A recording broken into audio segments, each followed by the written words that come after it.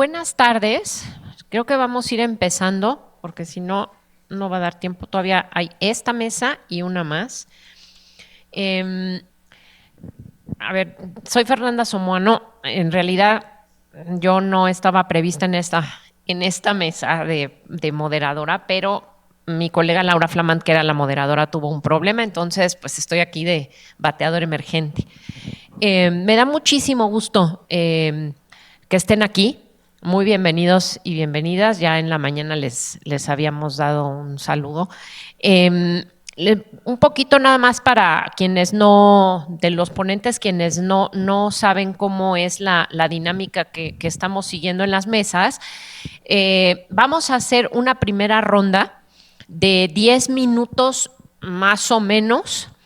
Después vendría una segunda ronda de más o menos 3 minutos de reacciones y abriríamos para preguntas del público que nos pueden escribir ahí. Ricardo Ochoa anda por ahí con unos papelitos para que escriban sus preguntas y las pasamos aquí a los ponentes. Y cerraríamos, digamos, con esas respuestas a las preguntas. Dicho eso, ¿sigo este orden?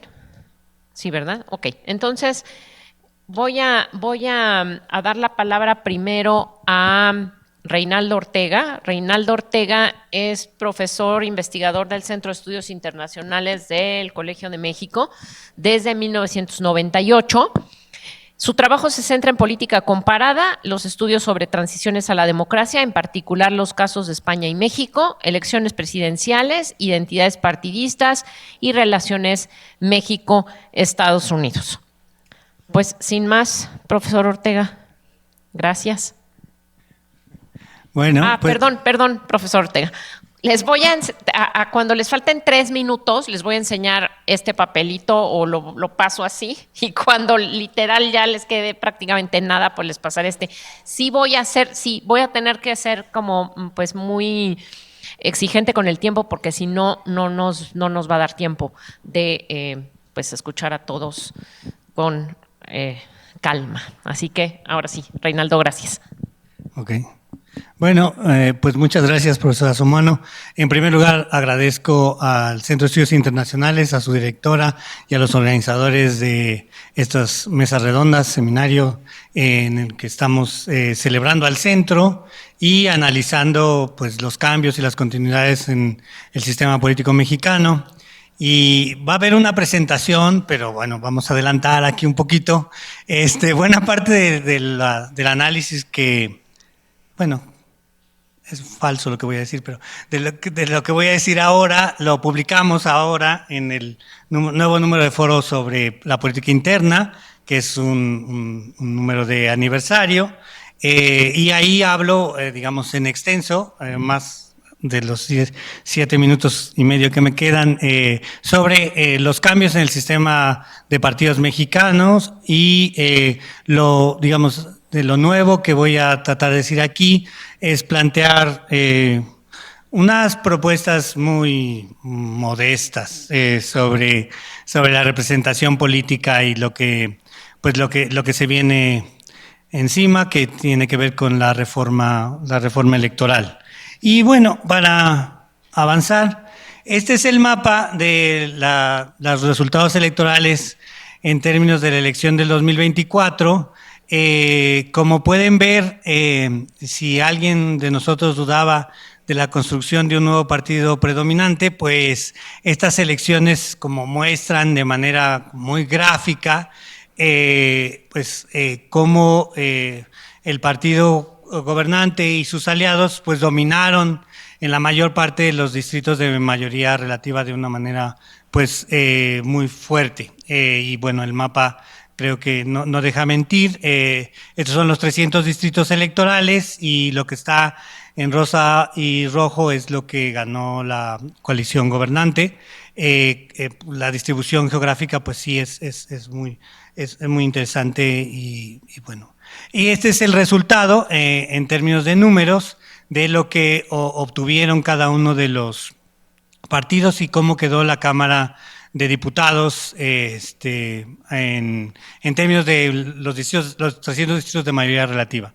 El 58% se le otorgó a Morena, el 14% al Verde, el 12% al PT, el PAN quedó con 10%, el PRI con 11%, el Movimiento Ciudadano con 1% y un independiente. Y luego ya con la representación proporcional, que en principio lo que busca nuestro sistema es reequilibrar esta sobrerepresentación que se genera a partir de un sistema de mayoría relativa, que es el de los 300 distritos, y entonces ya la Cámara quedó con 253 diputados Morena, 62 el Verde, 49 el PT, 70 el PAN, 37 el PRI, 28 Movimiento Ciudadano y un independiente, y esos son los 500 diputados. Como sabemos, hubo un debate muy intenso sobre en qué medida esta distribución y la forma en cómo finalmente el tribunal decidió avalar la distribución de los plurinominales, es decir, los diputados de representación proporcional, cómo eso, en vez de lograr un mejor equilibrio en la Cámara, pues amplió la sobrerepresentación de la coalición gobernante, ¿no? Hubo muchos debates entre los abogados y finalmente esta fue la distribución que quedó de la Cámara de Diputados. Y lo que estamos viendo ahora, en buena medida, que ya se expresó bastante en las conferencias de la mañana, es un esfuerzo por transformar otra vez lo que se conoce en ciencia política como la fórmula electoral, ya sea con la eliminación de la representación proporcional o su disminución de manera muy importante. Como sabemos desde Duverger, lo que eso significa es que las tendencias a la sobrerepresentación del partido mayoritario y de su coalición pues se intensifican y desde distintas perspectivas, eso en un país, ya también se dijo, muy diverso y con variaciones regionales y partidistas, genera un problema en términos de la representatividad de ese sistema, ¿no? Un sistema solo de mayorías relativas, como lo que se está proponiendo desde el Ejecutivo, genera tendencias al bipartidismo y a un sistema con una menor capacidad de representación de las minorías, lo cual en una sociedad tan diversa como la mexicana, pues no parece ser la opción más adecuada. Ahora, ¿qué se podría hacer para contrarrestar estas tendencias? O es algo que se está discutiendo, y yo planteo 3 propuestas que son muy elementales, pero que creo que pueden ayudar al debate. Una sería cambios en la fórmula electoral. Si se quiere tener, que es uno de los discursos más recurrentes, un menor número de diputados, pues se podrían tener los mismos 300, pero tener 150 de mayoría relativa y 150 de representación proporcional. Eso disminuye el tamaño de la Cámara y por lo tanto pues se reducirían los costos. Eso, claro, implicaría un rediseño de los distritos y una nueva fórmula electoral que Joyce está riendo porque pues evidentemente el partido gobernante y la coalición gobernante muy difícilmente podrá avalar esta pequeña propuesta. Y la otra sería pues establecer límites a la sobrerepresentación de la coalición gobernante. La interpretación que hizo el Tribunal Electoral de la ley electoral pasada pues dejó, bueno, varios analistas lo consideran una aberración, dejó al segundo partido más votado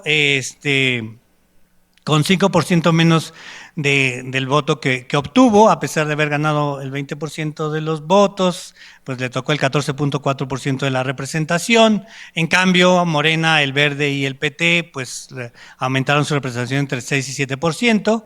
Y de una tercera propuesta que pues también es muy difícil, pero que implica la sanción de manera pues más severa del uso de recursos gubernamentales en las campañas y una mayor fiscalización. Obviamente que eso implicaría fortalecer y no debilitar las capacidades de fiscalización del INE, lo cual es difícil. Una propuesta como la que estoy planteando, pues dejaría, si bien una mayoría gobernante con la coalición que existe ahora entre Morena, el Verde y el PT, pero disminuiría esta sobrerepresentación que en este momento existe, ¿no? Este es un supuesto,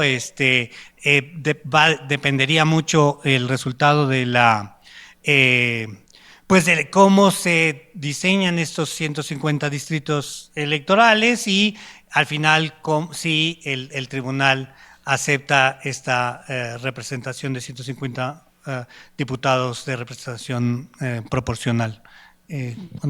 ¿Ya? Ah, perfecto. Bueno, este es como un escenario, digamos, para que haya propuestas y no solamente críticas a lo que se ha venido haciendo en términos de la situación. Y desde mi perspectiva, este es un sistema de esta naturaleza, pues permitiría una mejor representación política que la existente y no significaría que ese es cuando uno escoge una fórmula electoral hay dos elementos fundamentales, lo sabemos todos los politólogos. Uno tiene que ver con la gobernabilidad, es decir, que el sistema sea capaz de presentar un gobierno y que las iniciativas de los ejecutivos puedan ser aprobadas, y la otra es la representatividad.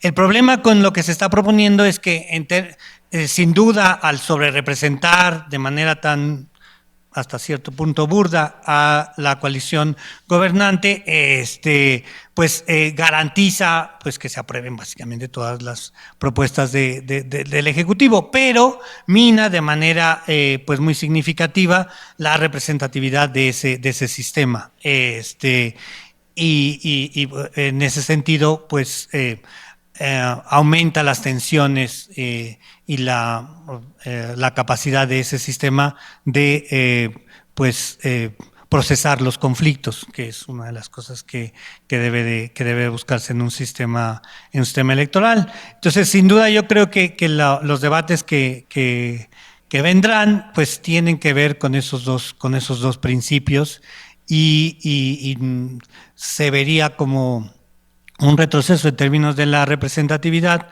una fórmula mayoritaria como la que se está planteando, ¿no? Tenemos muchos ejemplos comparativos, el sistema inglés, en donde pues hay una sobrerepresentación del partido gobernante y que eso tiene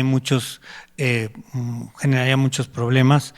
También un sistema de esa naturaleza podría generar también una mayor polarización dada la estructura que tenemos en este momento de representación política, pero bueno, yo creo que ahí, ¿para qué?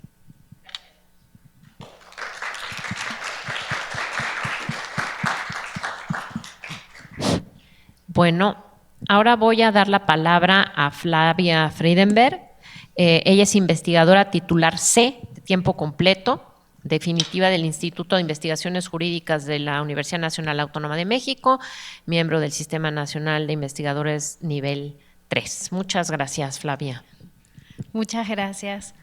Hola, buenas tardes a todas y todos y todes. Me da muchísimo gusto volver aquí a esta casa. Felicidades por los años y gracias, Jean-François y Fernando, por la invitación. Yo quisiera hacerles una pregunta sobre un tema que a mí me parece sumamente importante, pero quizás solo a mí, de lo nerd que soy. Los datos ustedes los conocen, yo voy a revisar algunos con ustedes y tiene que ver con una idea que viene dando vueltas sobre el tema, que tiene que ver con en qué medida el sistema de partidos mexicano, entendido desde una perspectiva multinivel, se ha rehegemonizado o no. Y esta es una categoría que tiene su discusión, que yo todavía no encuentro consenso sobre el tema, y para ello mi reflexión va a estar articulada en tres preguntas. Primero, en qué medida ha evolucionado el sistema de partidos mexicano desde el 94 hasta la fecha. Segundo, cuáles han sido los cambios más significativos en una serie de dimensiones que tienen que ver con evaluar la estructura y la dinámica de la competencia, y cuáles son las implicaciones de esa transformación sobre el sistema político, es decir, sobre el régimen democrático. Yo soy muy sartoriana quizás y creo que hay un vínculo entre la configuración del sistema de partidos y el modo en que funciona la democracia. Por tanto, mis preguntas específicas tienen que ver con, ¿estamos ante un sistema de partido hegemónico como el que había antes? ¿Estamos ante un sistema de partido predominante? ¿O estamos ante un sistema de partido de predominio, o sea, predominante con predominio hegemónico, que es una categoría que quizás no es muy conocida en la política comparada, que desarrolló un profesor nuestro en Argentina que se llama Natalio Botana y que utilizó para describir diferentes momentos del sistema de partidos argentino. Entonces, comienzo con datos de una investigación que estoy haciendo con Sebastián Garrido, un querido colega y amigo, donde hemos tenido la posibilidad de publicar algunos de los avances de estas investigaciones. Y voy a los hallazgos fundamentales que ustedes los conocen, ¿no? O sea, ustedes no les tengo que andar contando dato por dato porque es algo bien sabido y me interesa más la discusión teórica. Pero lo que encontramos de los datos al evaluar el sistema de partidos mexicano en las últimas 3 décadas es que estamos ante el colapso de lo que nuestra querida Soledad Loaesa llamó en aquel libro del asedio de la política de Cavarossi y Abal Medina como el sistema tripartito. O sea, estamos, primer hallazgo, ante la crisis de ese sistema de partidos tripartito. Cuando hablamos de colapso, no es la desaparición física de nadie, como bien dice la literatura, es que los partidos que habían predominado hasta ese momento, pues han perdido su implantación territorial y sus fortaleza en el control, digamos, de las instituciones o de los cargos públicos. En 2012, el llamado sistema tripartito controlaba el 50% de las preferencias electorales y en términos de Sartori estábamos en un sistema de pluralismo limitado moderado.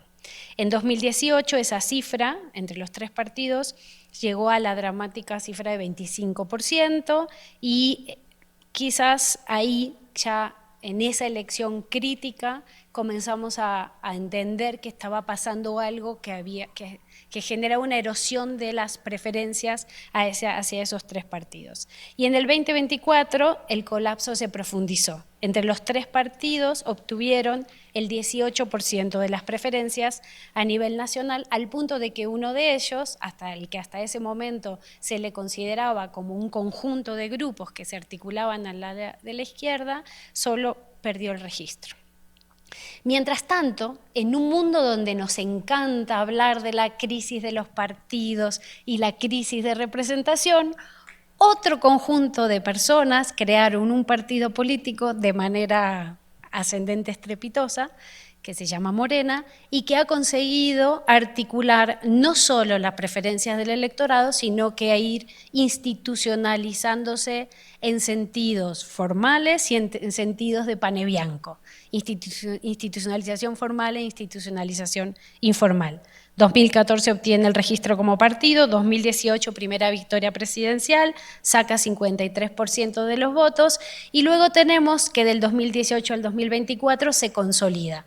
En esta gráfica ustedes pueden ver la migración, el crecimiento en la mayoría de los estados entre el apoyo que obtuvo el expresidente Andrés López Obrador y la actual presidenta Claudia Sheinbaum. El mapa territorial del poder para 2025 da a Morena y sus aliados como quienes controlan el mayor número de entidades en todo el territorio. Por tanto, lo que tenemos que, en un mundo donde a la gente parece que no le gustan los partidos, tenemos un partido que nació, creció y se institucionalizó. Les aviso a mis estudiantes, porque les encanta toda esa literatura de crisis, que no hay fundamento empírico para sostener eso para todos los partidos, en todos los países, en todos los momentos. La siguiente cuestión, o sea, la primera era la crisis del sistema tripartito y la emergencia de Morena como partido institucionalizado, es que la siguiente cuestión tiene que ver con un paso del pluralismo limitado a un sistema que parecería predominante de predominio hegemónico. El sistema de partidos pasó en el número efectivo de partidos, que es una medida que nos permite ver el nivel de fragmentación del sistema, en este caso aplicado al legislativo, de 239 en el año 91 a 401 en el año 2024. El número efectivo de partidos ha crecido a nivel electoral. Y cuando vamos al número efectivo de partidos legislativo, que es una medida hermana, pero que te permite ver si esa fuerza electoral se traslada al espacio legislativo, lo que tú te encuentras es que pasó en 1991 de 2.2 a 3.5. Pero ese 3.5 oculta cosas. Y sobre esto voy a volver, si me da tiempo, luego en la discusión. Lo que nos está diciendo esta configuración numérica es que junto a esa fragmentación se ha dado la nacionalización sin precedentes de esa fuerza electoral que se ha estructurado, como es Morena, y que alcanza un nivel de nacionalización territorial por encima de lo que han conseguido todos los otros partidos mexicanos en lo que va de los años. Y la siguiente cosa que oculta ese número es que la fuerza electoral, como ustedes bien saben, recibida por la coalición oficial, no consiguió una cantidad, un porcentaje de votos que al traducirse en la interpretación que se hace de la cláusula de la gobernabilidad, le dio una cantidad de escaños mucho mayor que la que había recibido a nivel legislativo. Por tanto, el segundo fenómeno tiene que ver con la sobrerepresentación. El tercer punto sobre el cual quiero llamar vuestra atención es que, a diferencia de lo que la literatura siempre ha dicho, y lo que había experimentado México hasta este momento, que era que la transformación del sistema de partidos venía de la mano de la transformación de las reglas de juego, el cambio electoral vino del comportamiento de los votantes. Esta transformación significativa del sistema de partidos se dio con las mismas reglas, las reglas que la coalición que ganó había criticado históricamente y que no querían utilizar. Por tanto, este es un fenómeno sumamente interesante de pensar que estamos ante un sistema de partidos que se transforma con las mismas reglas de siempre, incluso con esas reglas que habían sido cuestionadas, que ha experimentado un cambio de ida y vuelta y que ha pasado de ser de un sistema de partidos hegemónico, como le llamó Sartori, a otro más plural, de corte tripartidista, para regresar a un sistema de partido cada vez menos plural, menos competitivo, de dinámica predominante y con tendencia hegemónica. Y cierro. Esto tiene implicaciones democráticas. Esta reconcentración del poder en una opción partidaria mayoritaria tiene consecuencias directas sobre diferentes elementos de la convivencia democrática.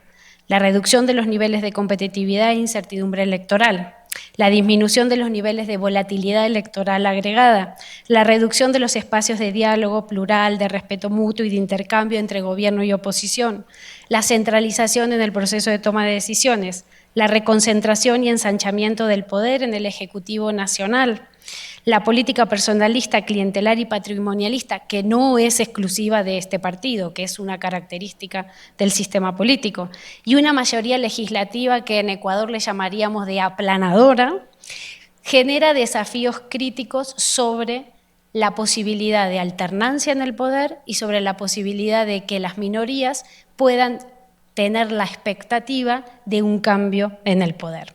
Por tanto, se identifican una serie de desafíos que tienen que ver con la sobrerepresentación.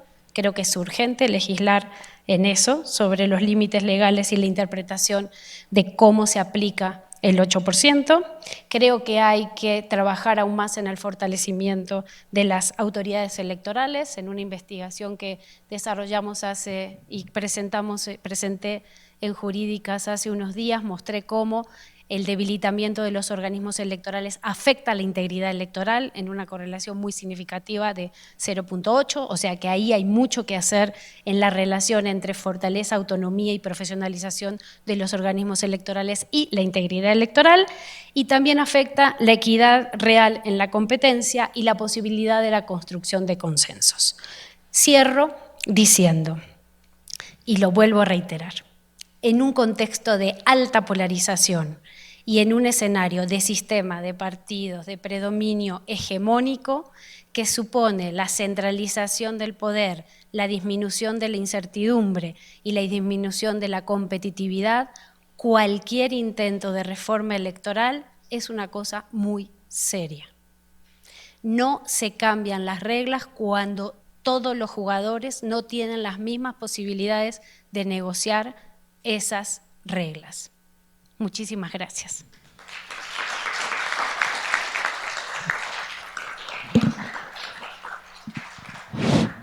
Muchas gracias, Flavia. Paso ahora la palabra a Lorenzo Córdoba, doctor de investigación en teoría política por la Universidad de Turín, Italia, investigador titular B de tiempo completo del Instituto de Investigaciones Jurídicas de la UNAM. Es profesor de la Facultad de Derecho de la misma universidad, donde imparte las materias de Teoría de la Constitución y Derecho Constitucional. Muchas gracias. Muchas gracias, Fernanda, y gracias por ser no una bateadora emergente, sino una bateadora de lujo en esta mesa. O sea que aprecio muchísimo. Quiero comenzar también agradeciendo mucho al Centro de Estudios Internacionales del Colmex, y en particular a Fernando y a Jean-François, la invitación para estar esta tarde con ustedes. Yo quiero plantear un enfoque, digamos, más conceptual o más pragmático, si se quiere, y mucho menos, digamos, desde la lógica de la propia ciencia política, respecto de uno de los múltiples temas, digamos, a los que esta mesa, digamos, abre el escenario, que es el de la competencia electoral, pero desde la perspectiva de la construcción de las condiciones de competencia electoral, es decir, de las condiciones de equidad, que fueron parte de uno de los ejes fundamentales en los cuales transitó el proceso de construcción de un sistema o de un conjunto de reglas electorales en clave democrática. Obvio aquí, o simple y sencillamente para tratar de sistematizar, obvio aquí el detalle, simple y sencillamente pongo la mención, de la centralidad, que no exclusividad, pero sí centralidad que los cambios electorales tuvieron en el proceso de transición a la democracia en nuestro país. En una serie de trabajos que he venido publicando recientemente y que forman parte de una investigación mayor, en donde sostengo que así como hemos tenido o tuvimos una transición a la democracia, estamos en una clara transición al autoritarismo, y que se justifica simple y sencillamente por la reversión o por el desmantelamiento de los 4 ejes que articularon a la primera. Lo electoral es central, repito, pero no es exclusivo. Desde mi punto de vista hubo 4 grandes vehículos, canales sobre los que se condujo el proceso de transición a la democracia. 2 tienen que ver con una serie de cambios electorales a lo largo del último medio siglo, de 77 en adelante, y tienen que ver primer gran eje, con la construcción de eso que tenía que ver con lo que ahora Raimundo y Flavia mencionaban, es decir, de un sistema representativo, es decir, la apertura del sistema político por un lado, y por el otro lado la representación o la representatividad, si se quiere, en los espacios de decisión colectiva de la pluralidad política que poco a poco se fue generando. En un segundo momento, o en un segundo vehículo, fue la reinvención del sistema electoral, entendido en el sentido más amplio del conjunto de instituciones, reglas y procedimientos que permiten elecciones libres y auténticas, para decirlo en una nuez. El tercer gran eje tiene que ver con la construcción ya no de los contrapesos políticos, que en buena medida están determinados por, digamos, la ausencia de mayorías en los espacios legislativos, sino con los contrapesos judiciales, es decir, todo lo que tiene que ver con la reforma judicial de 94, crear una corte constitucional, establecer mecanismos para que jurídicamente se puedan contravenir las decisiones del poder y controlarlas, por supuesto, pero también una serie de reformas, las de 2011 en materia de derechos humanos y del mecanismo de protección esencial de los derechos humanos. Y el último eje, la última pata, tiene que ver con los órganos constitucionales autónomos, o para decirlo en llano, con la creación de órganos técnicos que pasaron a ocupar o hacerse cargo de una serie de funciones que se le quitaron, todas ellas, sin excepción a la presidencia, bajo la lógica de que no era posible democratizarnos, manteniendo esta lógica de hiperpresencialismo que el autoritarismo mexicano del siglo XX había generado. Como pueden ver, lo electoral no es lo único, pero sí es central. Los dos primeros grandes ejes tienen que ver con esto. Y el sistema electoral, es decir, que se traduce en estas dos grandes patas de la transición, desde mi punto de vista, es una interpretación que he hecho también, hay muchísimas interpretaciones hechas, muchas desde el Colmex, otras por otros colegas, en fin, pero en mi interpretación la transición a la democracia pasó por 4 grandes ejes. Esto simple y sencillamente para ir acotando y llegar al punto que quiero llegar, de las condiciones de equidad. Y que se debieron a las necesidades que a lo largo del proceso de cambio político se fueron presentando como necesidades cuya solución era imperativa.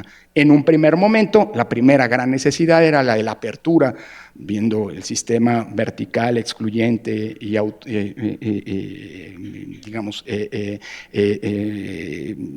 autoritario que teníamos, fue la necesidad de la apertura y del reflejo de esa apertura. A eso se dedicaron esencialmente las primeras reformas.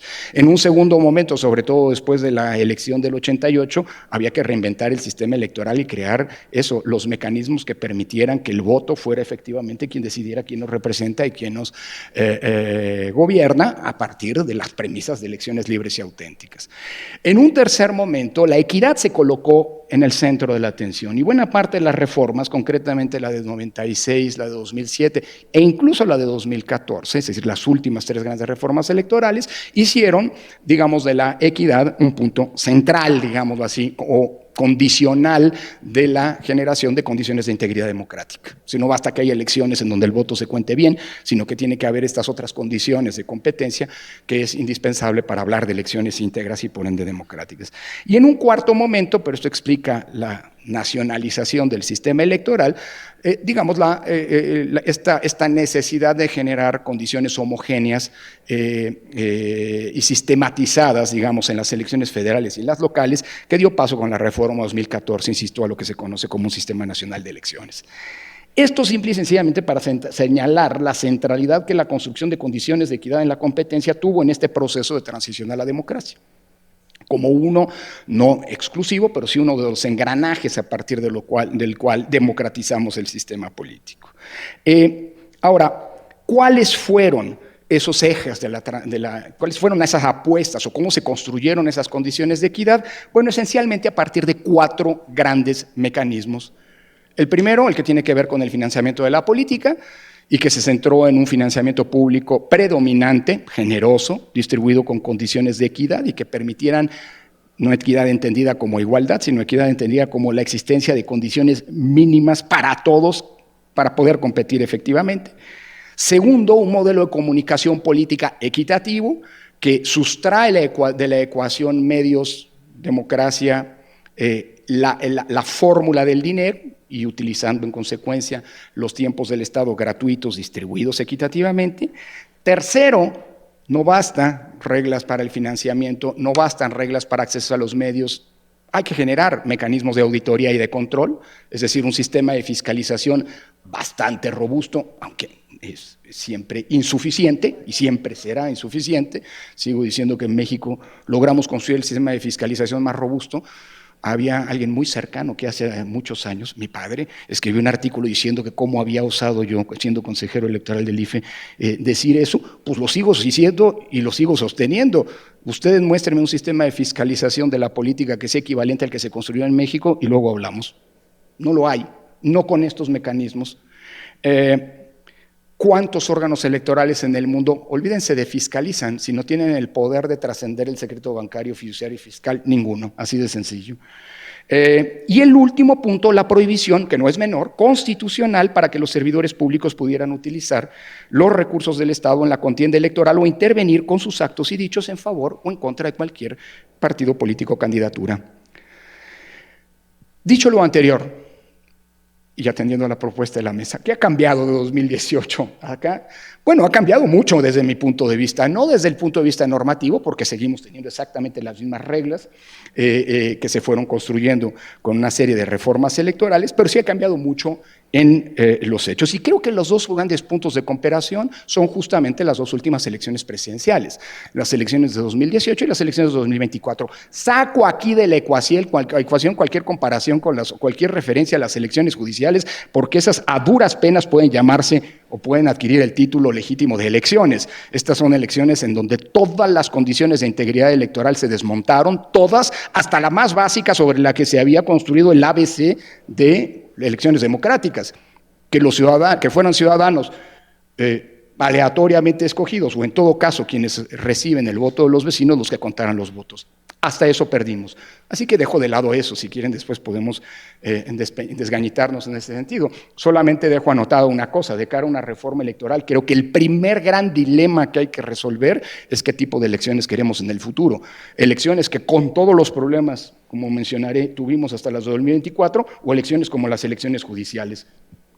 Y creo que, aunque las del 24 implicaron un enorme retroceso en términos de condiciones de la equidad, creo que siguen siendo elecciones dignas de llamarse tales, no como las otras. ¿Qué pasó en 2024? Las elecciones de 2018, son las elecciones en donde todas estas condiciones de equidad se llegaron al culmen.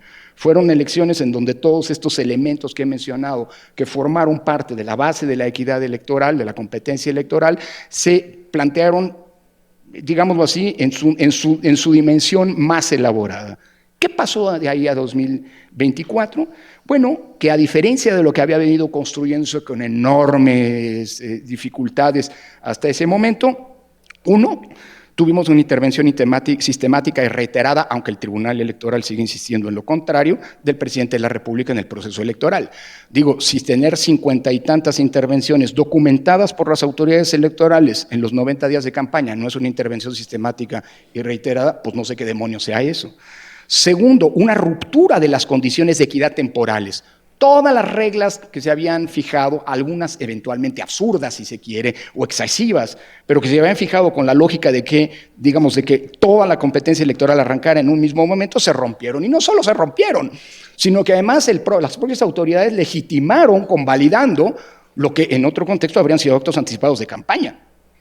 Tercero, se claudicó a fiscalizar lo que se había venido construyendo como criterios de fiscalización y que algunos nos costaron incluso amenazas de que fueran, pienso en Salgado Macedonio, a visitarnos a nuestras casas, se revocaron en las elecciones de 2024.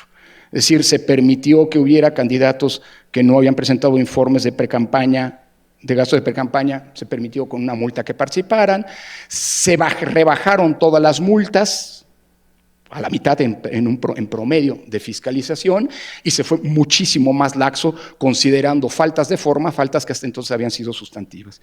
4, el modelo de control que se había conseguido en 2018 en las redes sociales dejó de existir en 2024. Es más, ni siquiera hubo convenios con las redes sociales, con los gestores de redes sociales, para tratar de que en ese espacio, que es un espacio sumamente anárquico e inasible, pero que de alguna manera te permitió, construir algunas reglas de equidad, se perdiera. Quinto, el uso intensivo de programas sociales, y no estoy hablando de un fenómeno nuevo, pero sí de, grave, tanto en el discurso, acuérdense de aquello, híjole, no voten por aquellos porque te van a quitar los programas sociales, como en la operación, entendida como la construcción de clientelas políticas o bien la lubricación y sostenimiento de las mismas. Y finalmente, el tema sobre el que no abundo, de la reinterpretación o de la interpretación de la representación política, que acabó rompiendo, la traducción no como punto de partida, sino como punto de llegada de justamente todas esas reglas de equidad que se pretendían. Y solamente hago esta anotación, sé que estoy sobre el tiempo, ahora sí que no, por alusiones que se hicieron en su momento, pero ¿por qué ustedes no cambiaron el criterio cuando eran consejeros electorales? Pues sí lo intentamos cambiar. Quienes forman parte del comité técnico del conteo rápido saben que en un momento hubo un intento que fracasó, votamos 4 a favor, por cambiar la lógica de interpretación del cálculo con que en el 2024 iban a hacer la previsión de la integración de la Cámara. Perdimos. Pero además sí se presentó una condición que hacía que todos los precedentes no fueran aplicables. Y es que todas las reglas de límites a la sobrerepresentación que hoy están vigentes, que vienen de la elección de la reforma de 96, el 8%, los 300 diputaciones, etcétera, todas tenían un propósito declarado en esa reforma, que ninguna fuerza política tuviera por sí sola el porcentaje de asientos en las cámaras que les permitiera modificar unilateralmente la Constitución. Y esto ya volvía radicalmente distinta la interpretación en las elecciones de 2024. Es decir, la autoridad electoral diría, si quería preservar la Constitución, estaba forzada a hacer una interpretación distinta a la que había ocurrido hasta ese momento, porque si bien se había generado sobrerepresentación en el pasado, nunca se habían transgredido las lógicas que en la propia Constitución se habían establecido en este punto. También iba con Reinaldo a hablar de lo que se podía hacer en el futuro, pero creo que interpreten lo que aquí he dicho al revés, y es exactamente lo que se propondría para una reforma electoral, aunque no creo que los ánimos vayan necesariamente en ese sentido, sino en el sentido de convalidar lo que hoy fueron violaciones y que en el futuro serían permisiones absolutamente válidas desde el punto de vista normativo.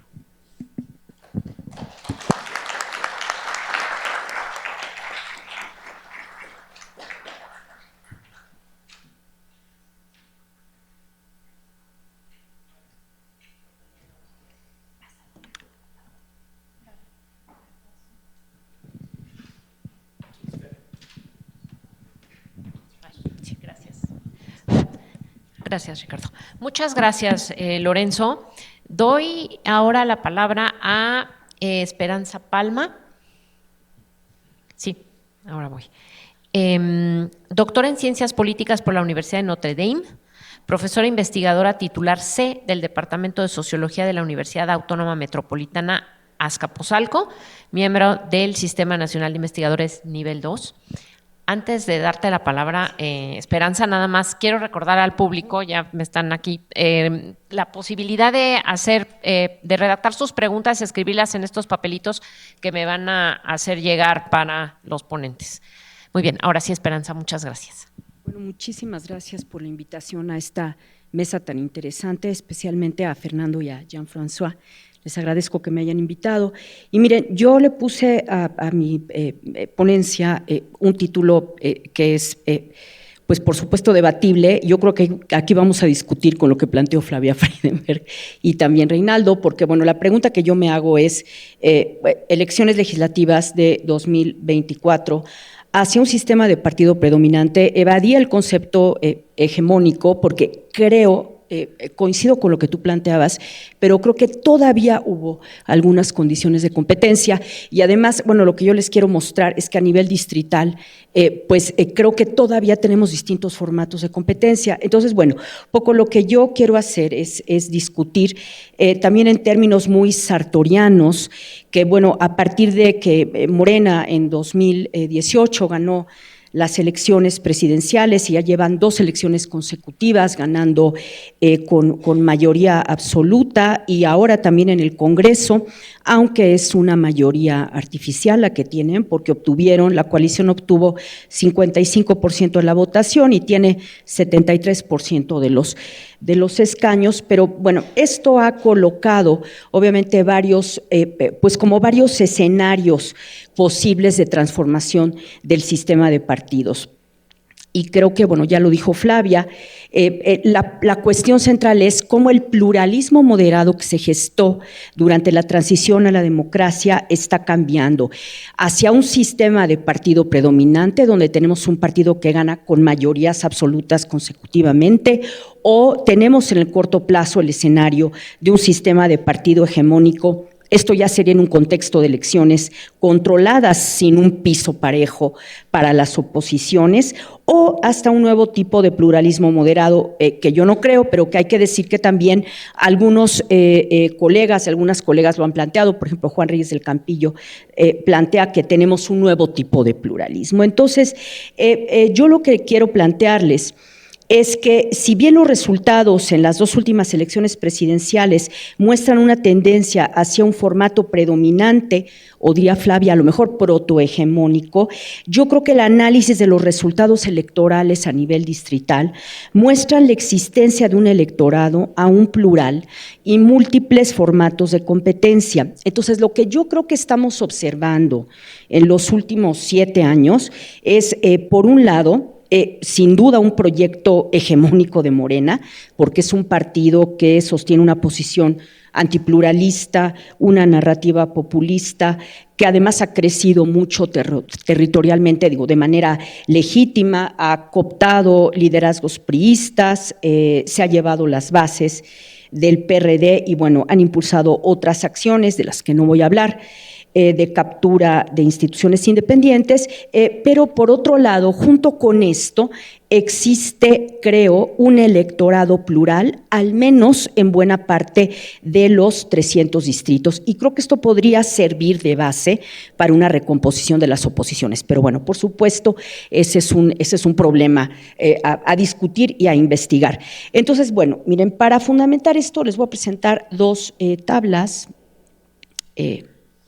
en las que, por cierto, esto lo hice con una colega, María Cristina Osornio, y publicamos esta investigación en la Revista Uruguaya de Ciencias Políticas, y bueno, lo que les estoy mostrando en este cuadro son los resultados para la Cámara de Diputados y Diputadas de 2024, y lo que hicimos fue establecer rangos de formatos de competencia, es decir, lo que hicimos fue establecer el margen de victoria, ¿no?, entre el primero y el segundo lugar, y esto justo con el objetivo de ver si realmente teníamos ya establecido un formato, una lógica predominante. Y bueno, lo que encontramos es que en 79 de los 300 distritos, el margen de victoria del primer lugar en relación al segundo oscila entre 0.23 y 10.82%. En 63 distritos el margen es entre 10.83 y 21.42%, y bueno, destaca sí que en 10 distritos que están al final, ¿no?, en el último renglón, en esos 10 distritos sí el margen es de 53.23, 63.82% el margen de victoria, lo cual es más bien indicativo de un formato de partido predominante. Y bueno, estos distritos, como ustedes pueden ver, pues los ganó Morena. Claro, Morena en todos los distritos es uno de los partidos contendientes, ¿no?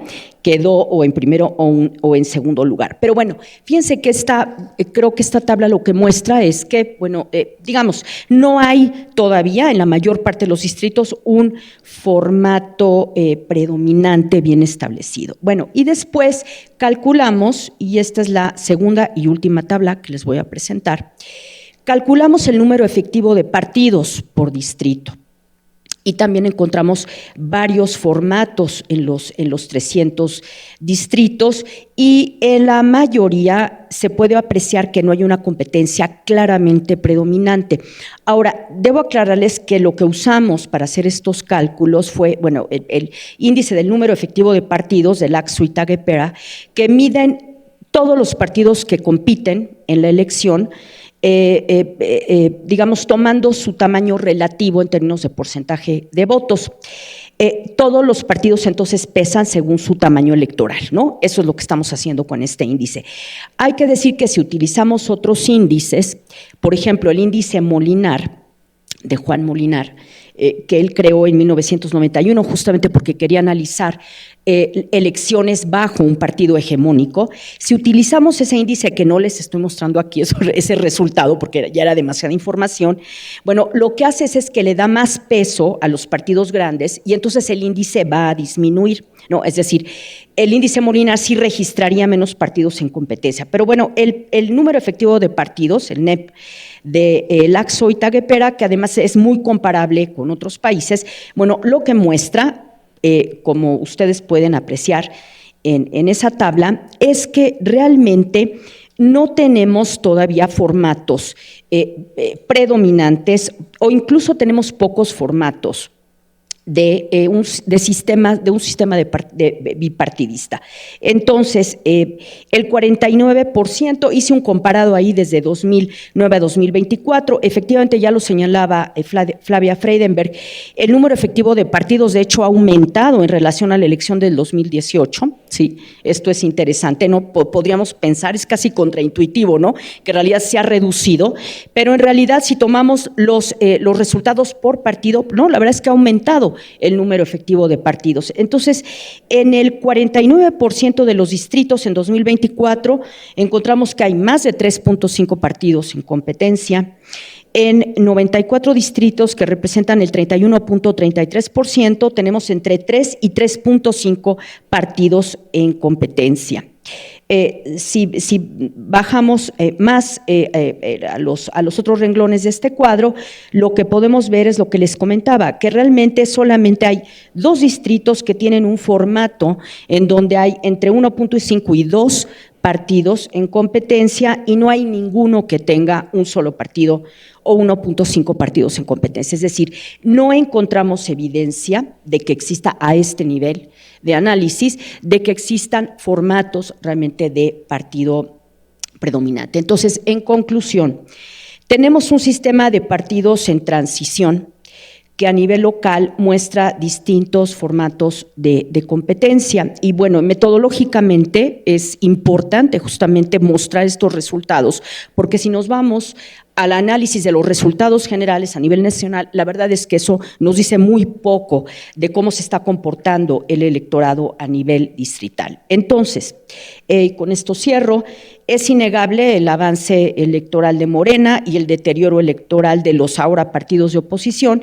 Sin embargo, el electorado opositor representa alrededor del 42% del electorado y esto todavía genera distintas mecánicas de competencia en los estados y los distritos y abre escenarios de recomposición oposicionista, al menos como un problema a debatir y un problema de investigación. Muchas gracias.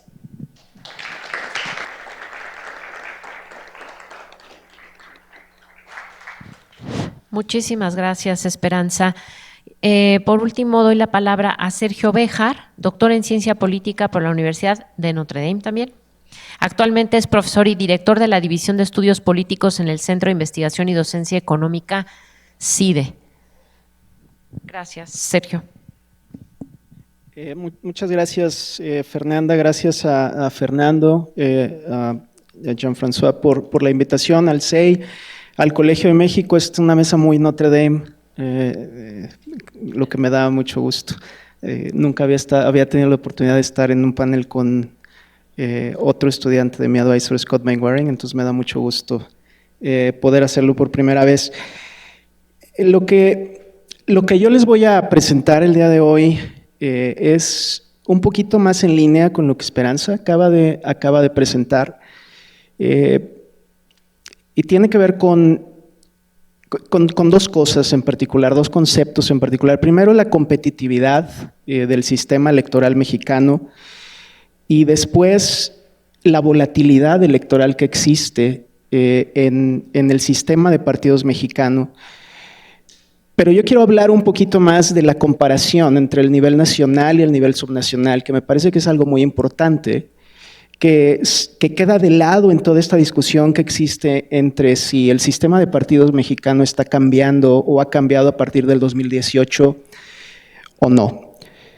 Y entonces, queriendo hacerla un poquito de abogado del diablo aquí, ¿no? La pregunta fundamental que voy a tratar de responder y la respuesta que voy a darles para tratar de convencerlos de si esto es cierto o no, es si en verdad existe un cambio radical en el sistema de partidos en México, ¿no? Y bueno, lo que nosotros vemos a nivel nacional es que en realidad el sistema de partidos en México ha mostrado un nivel de estabilidad que es mayor al que esperamos o al que pudiéramos esperar cuando hablamos de este cambio, ¿no?, tan grande que ha pasado en particular a partir de la elección del 2018.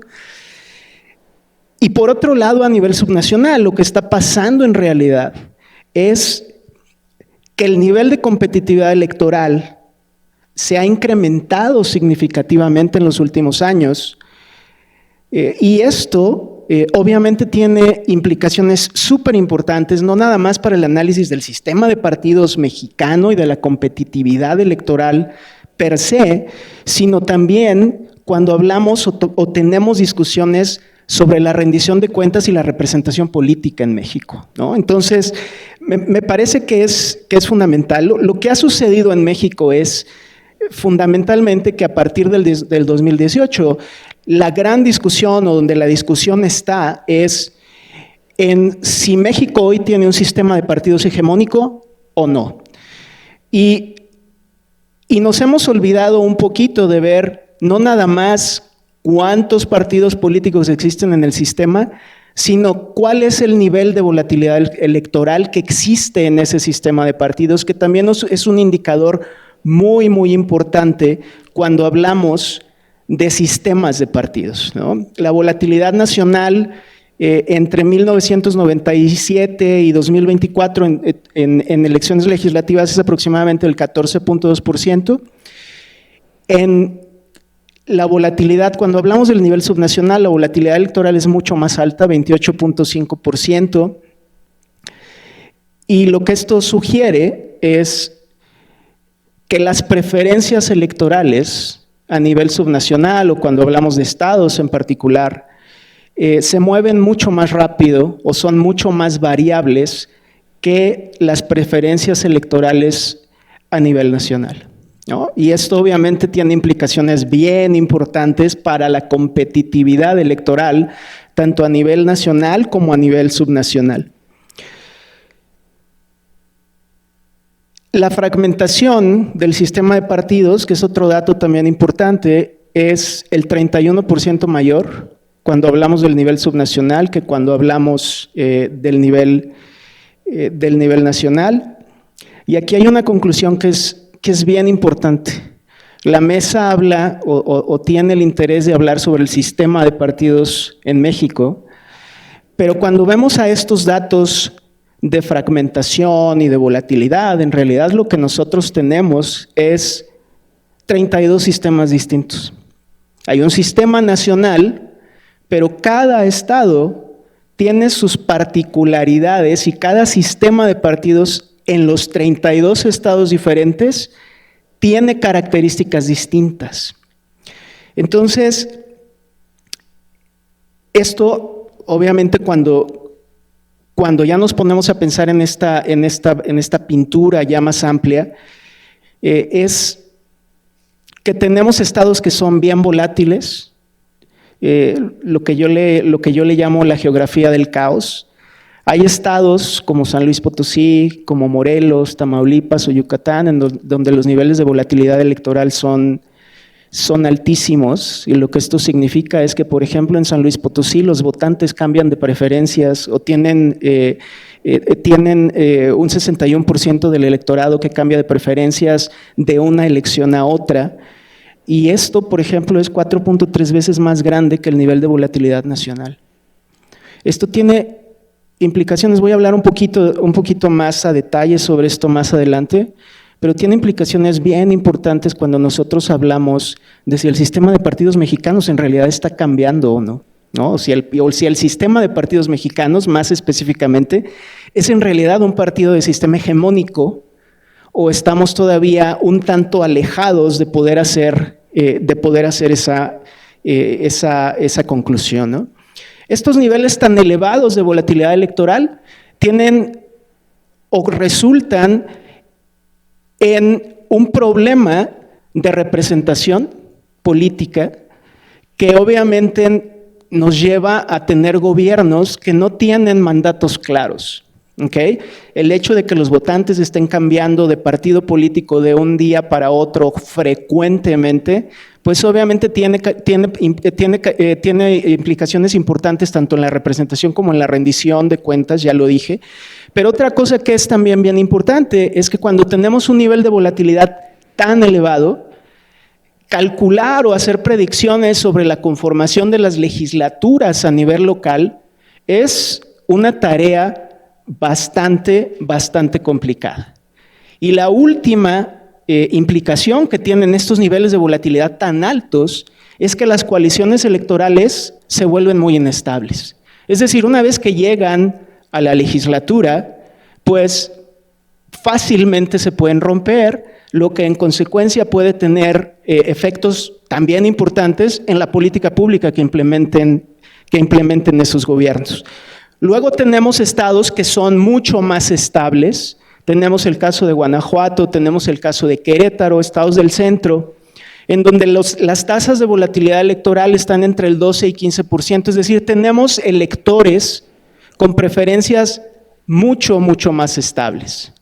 Y esto me lleva a esta comparación entre los estados con volatilidad electoral alta, o que yo digo son más caóticos que los estados más estables como mi estado, Guanajuato, me lleva a hacer una pregunta incómoda, ¿no? Que es el por qué estamos asumiendo que tanto el sistema de partidos mexicano como el sistema de partidos a nivel subnacional es el mismo.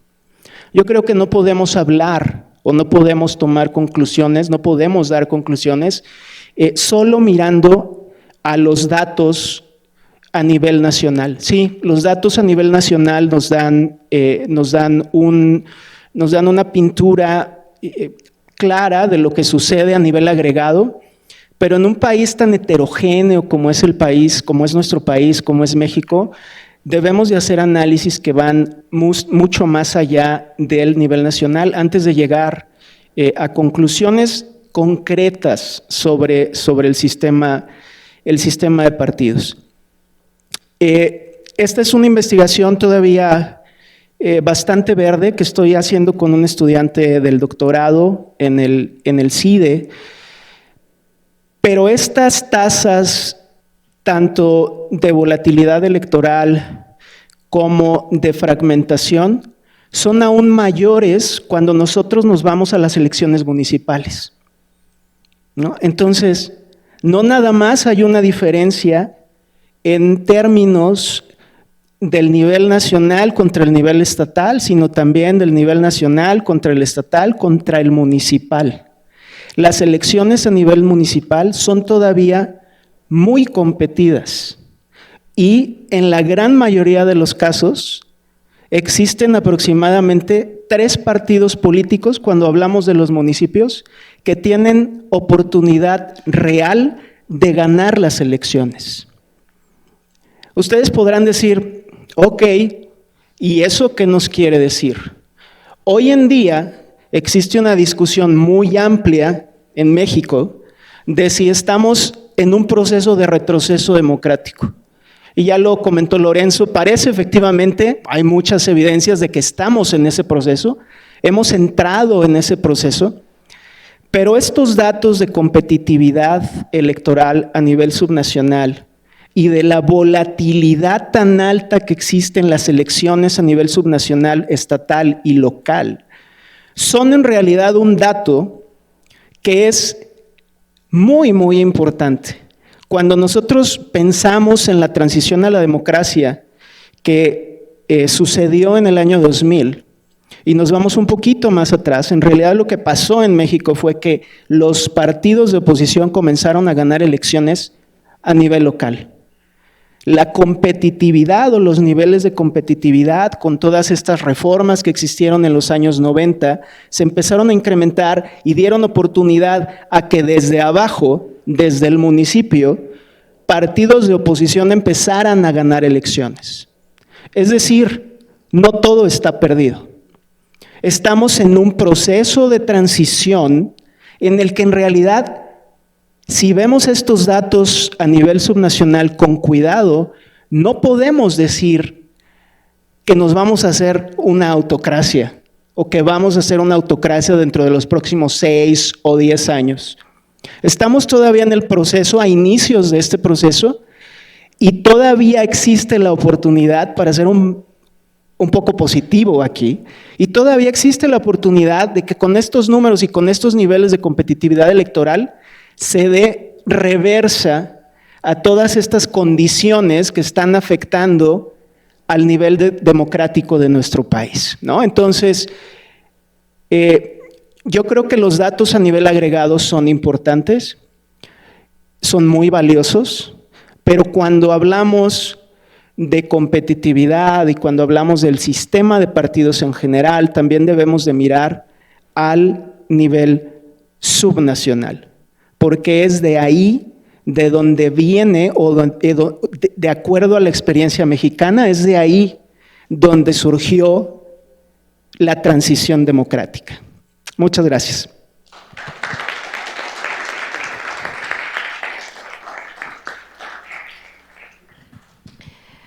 Bueno, pues, a ver, muchísimas gracias por todas estas presentaciones interesantísimas que generan seguramente en todos muchísimas preguntas y reflexiones. Voy a empezar la segunda ronda de participaciones. Esta vez les voy a dar solo 3 minutos y voy a empezar al revés. Entonces, Sergio, te voy a dar primero la palabra a ti y vamos justamente al revés. Si quieren, pueden, si se quedaron y quieren decir algo más sobre lo que dijeron ya, o si quieren reaccionar a alguna de las presentaciones de los demás colegas, pues es tuya la palabra, Sergio. Gracias, Fernanda. Sí, más que regresar a mi presentación, a mí me gustaría hablar sobre un tema que me parece también fundamental en el México de hoy, tanto para la competencia electoral como para el sistema de partidos. Hemos hablado durante esta mesa, durante esta presentación, de factores institucionales, ¿no? Que básicamente es lo que explican estos niveles de competitividad, de volatilidad, de fragmentación. Y ya Lorenzo habló muy bien de todas estas reglas, ¿no?, que hicieron que la competencia fuera más justa y más equitativa. Y esas reglas, como ya lo discutimos en esta mesa, están ahí presentes. Pero yo creo que hay un elemento fundamental hoy en día que muchas de estas discusiones han dejado de lado, y es la presencia del crimen organizado en las elecciones, el efecto que tiene el crimen organizado, que puede tener el crimen organizado en los niveles de competitividad electoral a nivel sobre todo local, ¿no?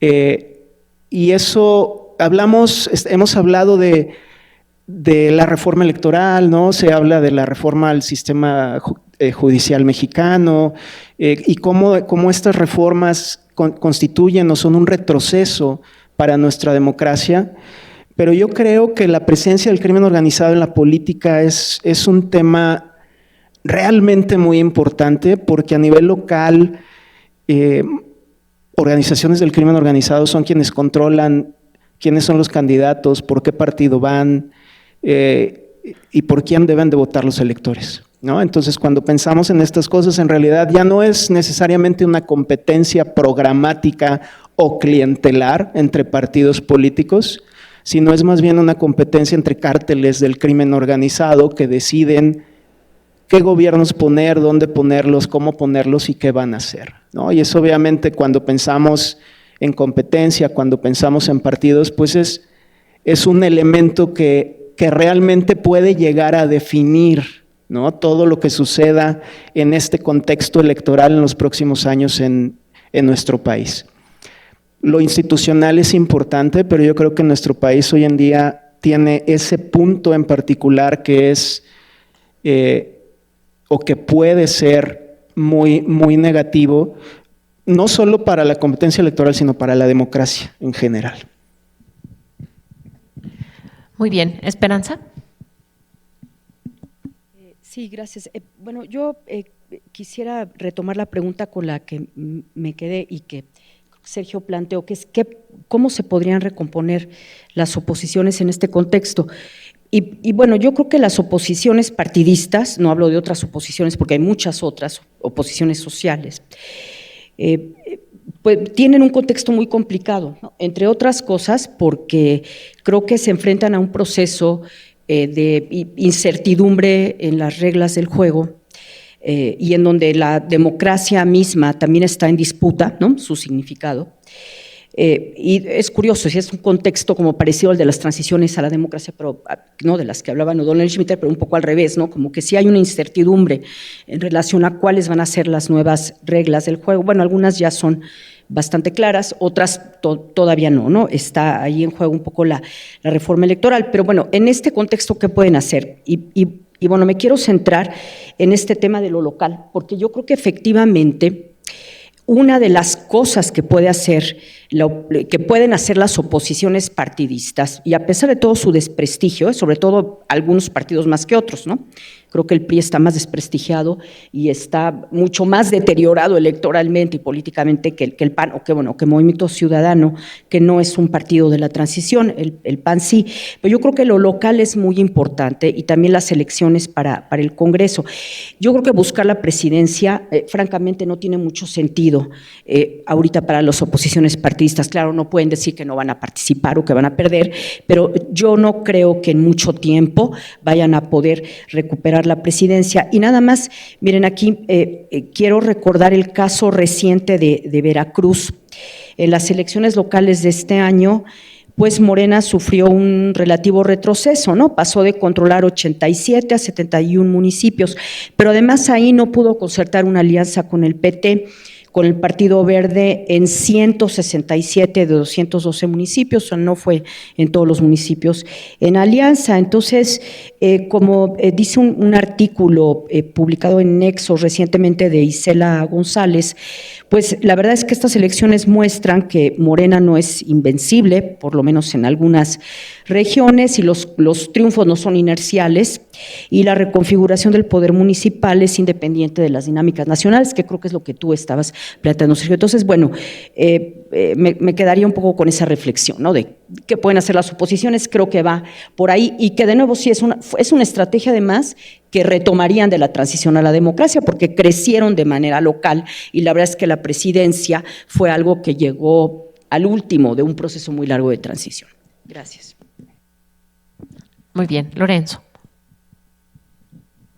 Gracias. Yo quisiera retomar en esta segunda ronda la idea de la discusión sobre si Morena es o no un partido hegemónico. Y parto de una premisa. Todo autoritario a lo largo de la historia siempre ha tenido una pretensión de hegemonía. Todo el discurso autoritario tiene una pretensión de hegemonía. Es parte de la lógica misma, digámoslo así, de la progresión autoritaria o de la regresión autoritaria, como se quiera ver, la de construir el discurso de la propia hegemonía. Y creo que es importantísimo no caer en el garlito. Es decir, si atendemos incluso conceptualmente, vamos a Sartori a hablar de partido hegemónico, perdón, Morena no es un partido hegemónico, atendiendo a la definición misma de Sartori. ¿Por qué? Precisamente porque, retomo aquí lo que decían Esperanza y Sergio, de digámoslo así, por supuesto de la potencia electoral que tiene Morena, pero no de la ineludibilidad de su triunfo. Y creo que hay elementos, construir esta contranarrativa frente a la pretensión de hegemonía me parece que es fundamental en este contexto.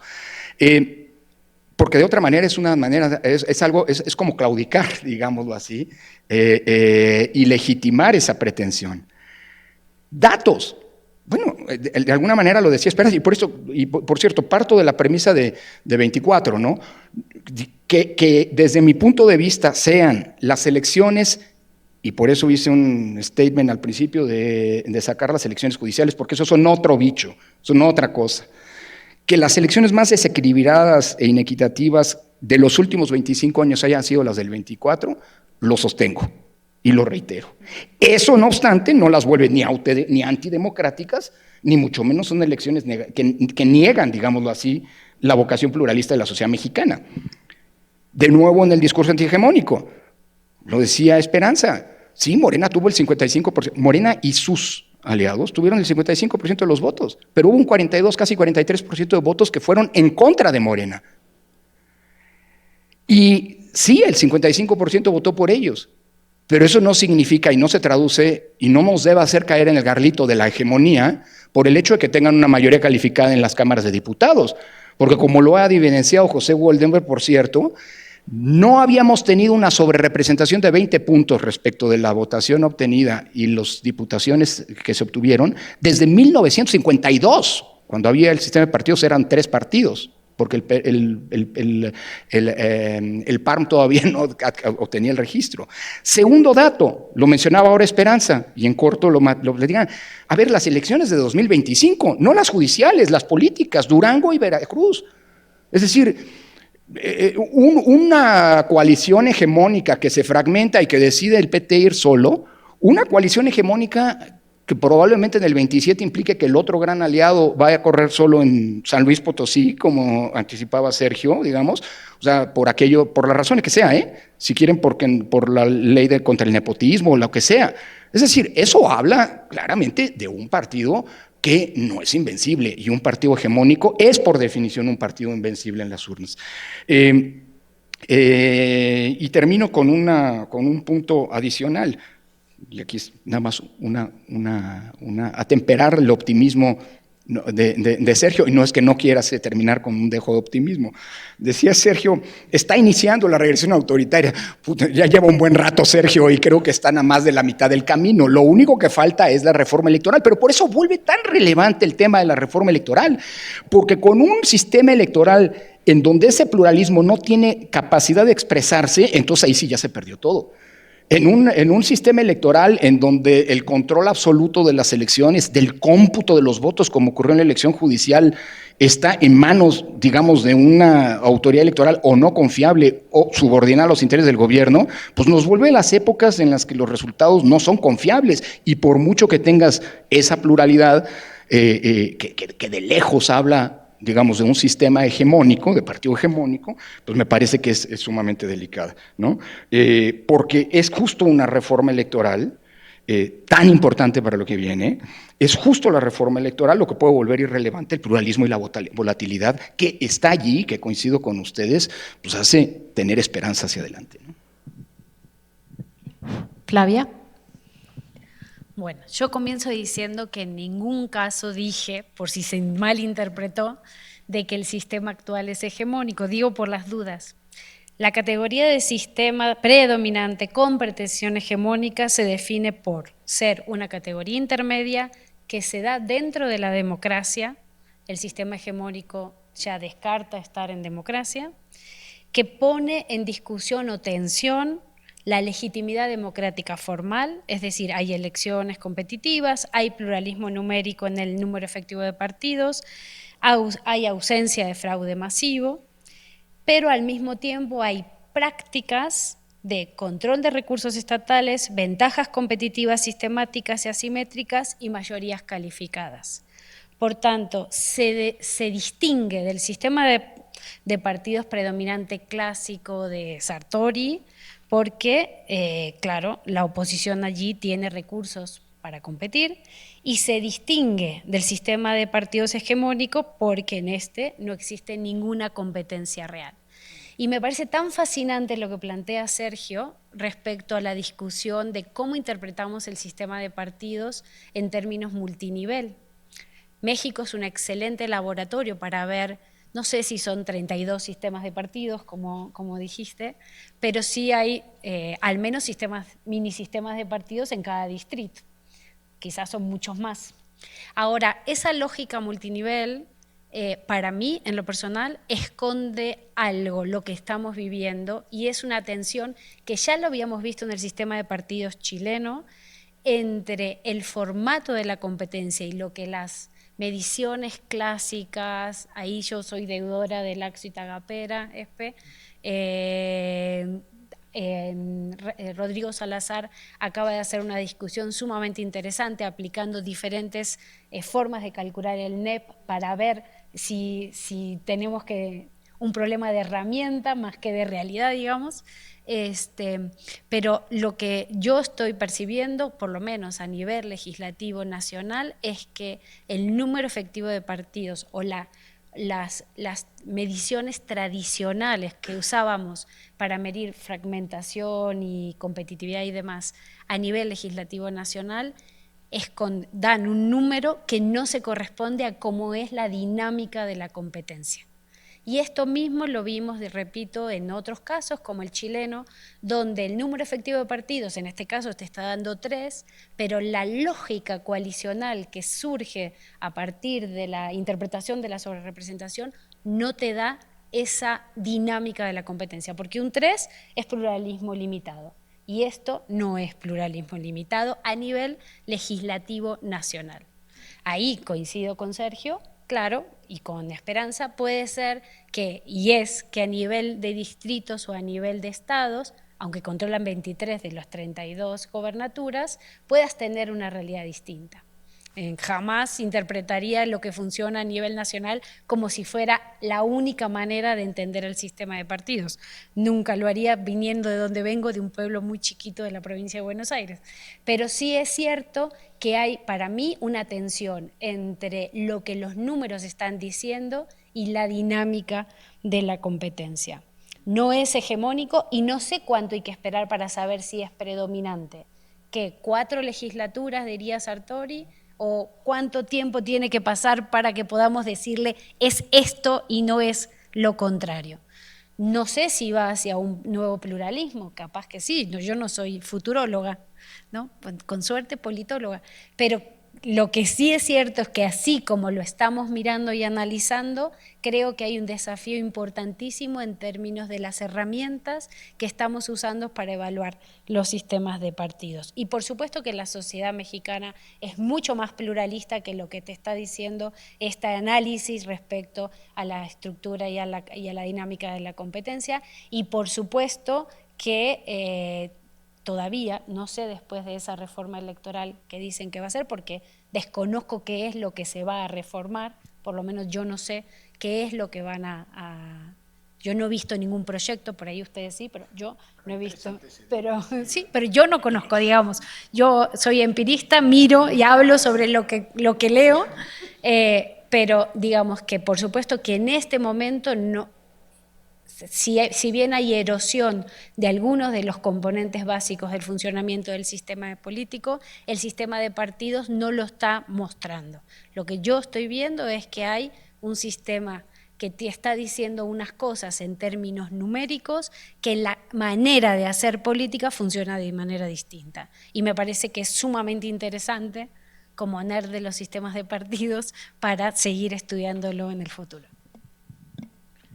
Muchas gracias, Flavia. Reinaldo. A ver, son muchos temas y para 3 minutos no va a dar. Pero bueno, voy a empezar por Sergio.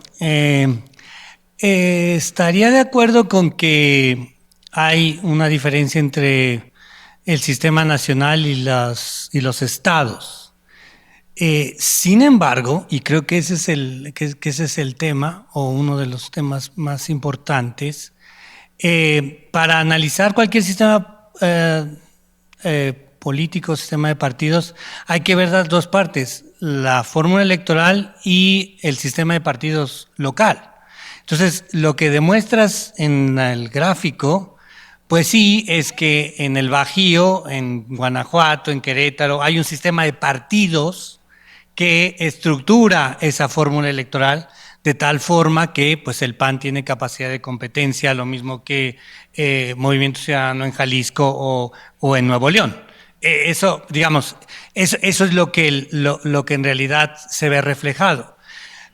Dicho lo anterior, yo el punto con el que no estoy de acuerdo para nada es con que la democracia vino de la periferia. No, o sea, podemos discutirlo ad nauseam, pero en realidad la transformaciones más importantes para un sistema equitativo en términos de los competidores, pues viene de la legislación nacional y federal. Y simplemente en la mesa anterior, bueno, ya se habló mucho de eso. ¿Cuál es la capacidad? Y para el otro punto que tocaste, que es fundamental, que es lo de otros actores como el narco. O sea, ahí tiene que ver con las capacidades del Estado como un Estado, en términos de la seguridad, etcétera, etcétera. Y para ahí, si no es de la federación, no va a venir de ningún otro lado. No tienen los estados capacidades fiscales Si el Estado mexicano tiene capacidades fiscales mínimas, los estados, pues eso ya lo vamos a discutir la próxima, mañana, pero son aún más limitadas. Entonces, yo ahí definiría. Y por último, o sea, a mí sí me preocupa mucho el proceso de reforma electoral que está en curso y que, como demostró el proceso de reforma del Poder Judicial, en ese momento no hay fuerzas políticas que tengan la capacidad de detenerlo. Entonces, yo ahí pues difiero porque sí se va a reforzar las tendencias de un sistema de partido predominante, simplemente porque se va a hacer un cambio institucional que refuerza. Y por último, una cuestión que se discutió mucho en Europa y creo que nos hizo falta aquí en términos de los números efectivos de partidos, y hay que ver los sistemas. Un poco Mayer hizo esa crítica cuando estábamos contando, como estamos contando aquí, por partidos y no por coaliciones, pueden ser ideológicas o gubernamentales. Eso hace una diferencia fundamental. Entonces, ese 10% que Esperanza plantea, en otra lectura, eso ya sobrepasa a un partido predominante. O sea, en otros contextos, o sea, tener 4 o 5% de manera sistemática, pues elimina las posibilidades de una competencia real entre los actores. Y más con la forma en cómo se han hecho las coaliciones. Bueno, creo que ya me pasé. Muchas gracias. Bueno, pues tengo ya aquí varias preguntas. Si les parece, pues voy a leerlas todas y yo creo que van eligiendo pues un poco cada miembro del panel las que hay solamente algunas que sí tienen, digamos, el nombre de a quién van dirigidas. Voy a empezar con las que son generales. A ver, esta es de Alejandra Trejo y dice: ¿hasta qué punto la alianza o alianzas opositoras son más bien una estrategia de sobrevivencia que un proyecto político alternativo? ¿Apunta ello a una crisis de identidad ideológica de los actuales partidos de oposición? ¿Qué responsabilidad tienen las anteriores élites políticas y las élites intelectuales en cierta desafección por la democracia liberal? Y si no hay una tendencia a atribuir todo lo que no gusta al populismo sin reconocer los límites propios del modelo liberal electoral. Otra más: aunque hoy en día parece que estamos en un sistema de partido dominante o un sistema de partido con tendencias hegemónicas, ¿qué tan sólida o qué tan frágil ven la actual consolidación de Morena? ¿Creen que logre consolidar su hegemonía? La discusión se centra en las reglas electorales, pero no en el papel de los actores. Y la pregunta es: ¿qué papel jugaron PT y Partido Verde durante la transición y gobiernos de Morena? ¿Hay variación en su apoyo a la democracia? Si las autoridades electorales carecen de capacidad para corregir o limitar los efectos de la sobrerepresentación, ¿qué mecanismos quedan para garantizar una competencia equitativa y representativa?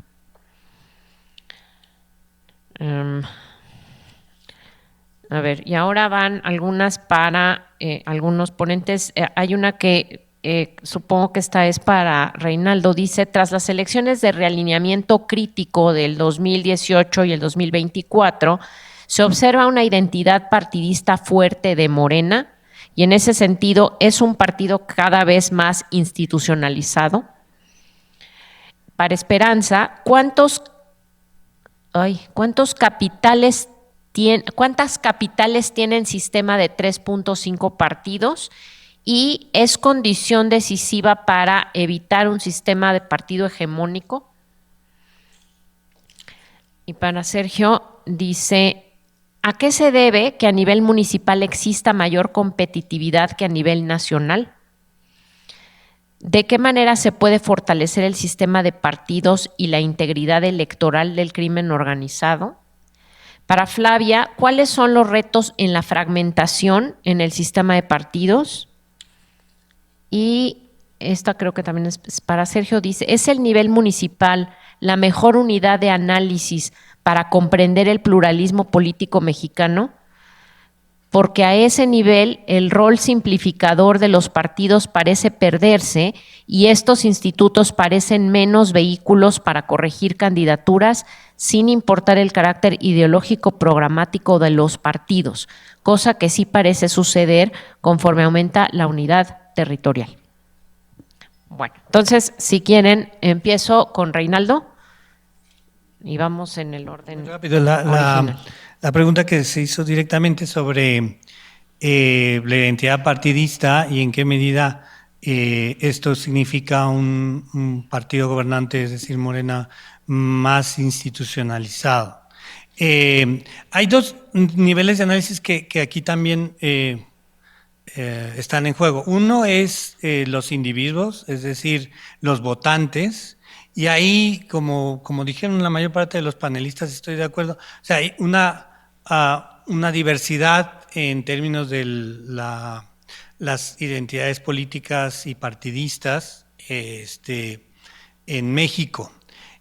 Ahora, en particular sobre los morenistas, sí han aumentado el número de personas que por lo menos dicen simpatizar o identificarse, que son dos cosas distintas, pero identificarse con Morena. Y esto le ha dado un aumento en términos de los triunfos electorales. Ahora, para cuando uno habla de institucionalización de los partidos, ahí lo que ve o lo que la literatura analiza es más bien en qué medida un partido se convierte en un fin en sí mismo, no solamente en un instrumento del grupo gobernante o del presidente. Y esa parte, pues Morena es muy débil. No hay, a diferencia, no tiene una larga tradición, sus instituciones como para dirimir conflictos pues son bastante limitadas, y en ese sentido otros partidos, por ejemplo, Acción Nacional tiene una capacidad de institucionalización por siendo un partido de más de cuadros, con más historia, con más capacidad, con más tradición, pues está más institucionalizado. Pero bueno, creo que con eso contesto a la pregunta. Gracias, Flavia. Sí, me gustaría contestar dos generales y en particular rápidamente.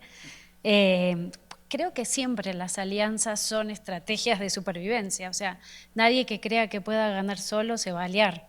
Entonces, ya sea a nivel federal, a nivel local. A mí nunca me gustaron las alianzas de conveniencia, digamos, pero entiendo que muchas veces los partidos no tienen otra si son organizaciones que quieren ganar el poder, ¿no? La responsabilidad de las élites anteriores. Bueno, sobre esto hemos hablado mucho, ¿no? Hemos discutido mucho.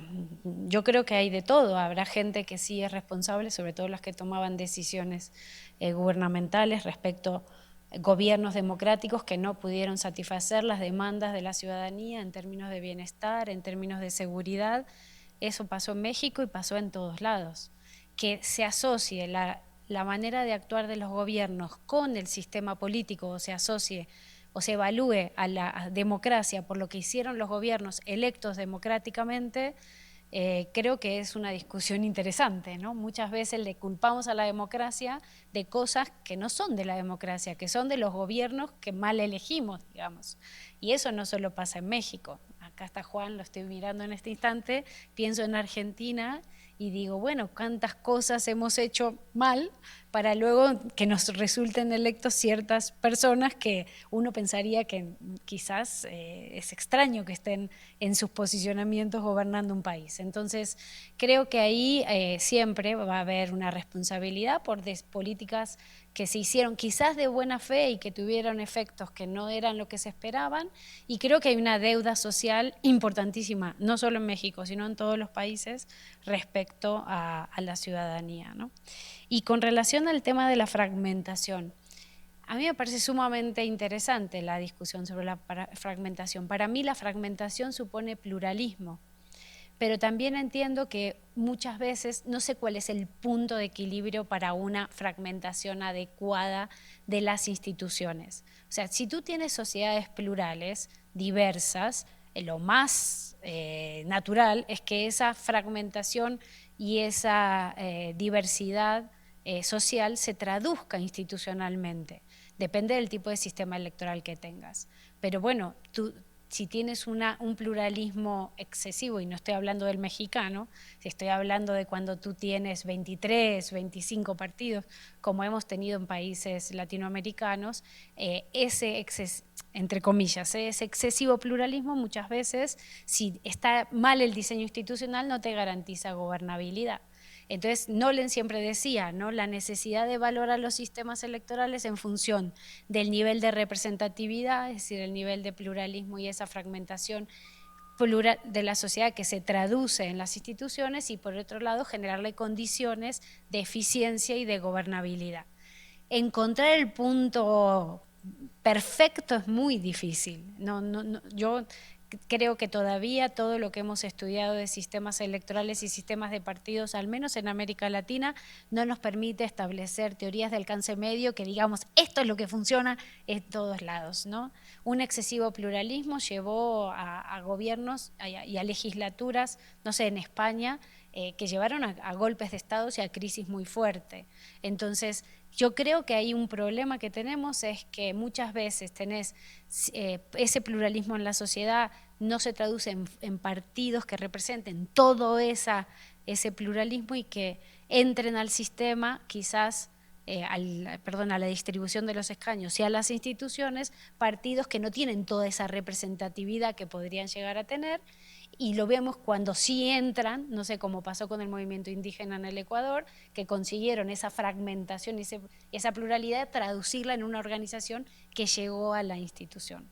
Entonces no hay un punto mágico, es decir, cuánto pluralismo, cuánta fragmentación necesita el sistema, depende mucho de las sociedades y del diseño institucional que tengan, ¿no? Lorenzo. Gracias. A ver, retomo algunas de las respuestas que ya Flavia hacía. La primera, a propósito de las alianzas. Miren, lo digo como un teórico de la política que se pasó 11 años de su vida profesional encabezando el órgano electoral en este país. Yo aprendí a tenerle una enorme deferencia al pragmatismo de los partidos y a tratar de entender lo que los partidos son y no lo que uno quiere, que dista mucho de lo que uno quiere que sea o de lo que, digámoslo así, la teoría dicta.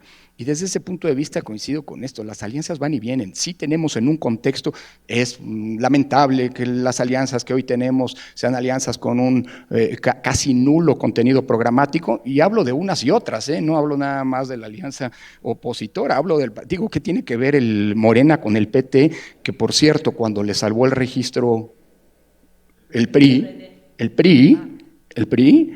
en el 2015, salió con el PRI antes de pasar, el PT, claro, sí, antes de pasar, y el Verde, pues no hablamos, ¿verdad? Es decir, yo desde ese punto de vista digo, dejemos más en un contexto de profunda precarización ideológica, de lado, digámoslo así, esa dimensión más programática o de proyecto político. Las alianzas son lo que son, y en los momentos, como decía Flavia, en los que los partidos encuentren un elemento de identidad, a ver, de nuevo, PRI-PAN, ahora el PAN además renegó en el discurso, pero ya dijo que las alianzas sí las puede hacer el CEN, ¿no? Y que va a hacer tantas alianzas como el CEN decida, ¿no? Con este discurso que puede parecer incongruente. Pero a ver, déjeme hacer un análisis estrictamente de coyuntura y estrictamente a partir de los resultados. La alianza que hicieron PRI y PAN en Durango capital, no solo resultó exitosa, sino que además el ente articulador, el Cemento, allí fue un candidato muy atractivo frente al desastre de los restos de los candidatos. Entonces yo digo, miren, eso va a seguir allí. Y frente a eso creo que hay que pensar a perderle, digámoslo así, cierto, digamos, prurito, digamos. Y lo digo de veras viniendo del ámbito de la teoría política. Dos, la responsabilidad de las élites intelectuales y políticas. Claro que hay responsabilidad. A ver, hace poco se lo decía yo al presidente Fox, oiga, ¿se da cuenta dónde estamos? Y usted fue en su gobierno el primero que comenzó a construir el discurso en contra de la representación proporcional. Un discurso que fue retomado por las élites intelectuales, que no fue combatido, algunos lo hicimos, pero que no fue combatido como se debió, y se dejó correr como reguero de pólvora. Luego vino el gobierno de Calderón y el gobierno de Calderón también empezó a hacer todo este discurso, los plurinominales no los elige nada. ¿Dónde nació el discurso en contra de los partidos, el de la partidocracia? Con el gobierno de Fox. O sea, fue la manera en la que comunicacionalmente el gobierno de Fox enfrentó la falta de mayorías afines en el Congreso, descalificando a los partidos y descalificando a la RP. ¿Y qué planteó Calderón? Pues disminuir la RP. ¿Quién fue el primer candidato, el primer partido, que planteó la reducción del financiamiento público a la mitad? El primero. César Nava, presidente del PAN en 2009. Y luego lo repitió exactamente igual Enrique Ochoa, presidente del PRI, cuando el PRI gobernaba. Y ahora lo hace. ¡Qué casualidad! Bueno, todos somos responsables en este sentido. Por no hablar de la responsabilidad mayúscula, ya lo decía Flavia, de que hoy estamos pagando los platos rotos en México, en América Latina y en el resto del mundo, por un conjunto de políticas económicas equivocadas, políticas económicas, son políticas públicas, no es un problema de la democracia, que no lograron resolver los grandes problemas estructurales de nuestros sistemas democráticos, la pobreza, la desigualdad, la corrupción, la impunidad y en algunos casos la violencia, que hoy son el caldo de cultivo en donde, digamos, de donde abriegan pulsiones autoritarias. Así que claro que hay una enorme responsabilidad y eso va junto con los límites del modelo liberal. Es que no, el problema no, yo digo, a ver, a la Churchill, sí, la democracia es el peor de todos los sistemas políticos, con excepción de todos los demás. Es el único sistema político que se ha inventado hasta ahora, digamos, a lo largo de la historia de la humanidad, para poder procesar la contienda por el poder político en sociedades pluralistas y de masas de manera pacífica. La única. Y hasta que no me digan, ahí es que la democracia quedó a deber. No, quedaron a deber los gobiernos democráticamente electos. O sea, ¿cuáles son las alternativas? O sea, como los gobiernos democráticamente no funcionaron, démosle vuelta atrás. Bueno, los autoritarismos también históricamente nos han demostrado que nos llevan a otro lado con un pequeño problema. Creo que ninguno cumple la promesa que siempre se hace de justicia social y todos acaban, eso sí, con la promesa anunciada de que las libertades van a acabar. Entonces yo lo que digo, el gran dilema que tenemos es tratar de salvar a la democracia que en el contexto y en el discurso ha fracasado, entre otras cosas reconociendo que hubo una sobrecarga de expectativas de lo que la democracia nos daba. La democracia no es en automático, es el mejor régimen para digamos así, para propiciar las condiciones de combate a la desigualdad, a la pobreza y lo que quieran, pero no es que lo haga en automático, ¿no? Vaya, todos los regímenes democráticamente electos han sido enemigos de la reforma fiscal, entre otras cosas porque todos son neoliberales, los que se dice desde el gobierno que son neoliberales y los actuales que también en ese sentido son más neoliberales que el consenso de Washington, by the way, ¿no? Entonces, yo lo que digo es, en fin, cuidado con decir es que se agotó el modelo, hay que ir a otra cosa. Ok, de acuerdo, no digo que no, vamos, dígame, ¿para dónde? Porque para donde yo veo la única manera de recurrir es a rescatar las bases, tratando de mejorar y corrigiendo los errores de lo que se tuvo, pero no tirándolo a la basura.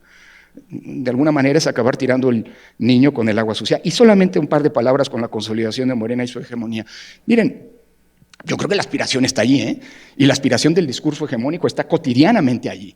Es decir, este discurso autoritario del pueblo y sus enemigos es el discurso, es la gasolina del discurso, de la pretensión del discurso hegemónico. Por eso un poco lo que decía hace un rato, ¿no? Una cosa son las expectativas hegemónicas y otra que en realidad lo sean. Y miren, en efecto, la oposición es un absoluto desastre, a pesar, el gran problema no es que haya un 42, 43% de ciudadanía que no votaría jamás por Morena. Esto no lo digo yo, lo acaba de decir Lorena Becerra hace relativamente poco. O sea, que jamás votarían por Morena. Es más fácil que se abstengan a que voten por Morena, ¿no? Con lo cual, bueno, pues quién sabe, el problema aquí es quién vehicula ese voto. Pero tampoco están solos en el campo, uno, y dos, tampoco tienen un escenario fácil, ¿eh?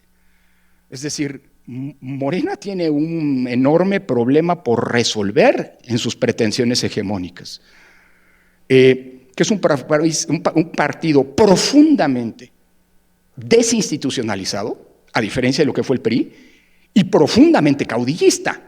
Y no hablo de un caudillo, hablo de la pluralidad de caudillos. Es decir, lo peor de dos mundos, además con una vocación autoritaria que eso sí es bastante difundida al interior. Entonces, no es que, volvimos al PRI, no, el PRI, perdónenme, el PRI para superar el México de caudillos apostó por una institucionalidad autoritaria, pero institucionalidad, incluso el mismo PRI era una institución Tucurt.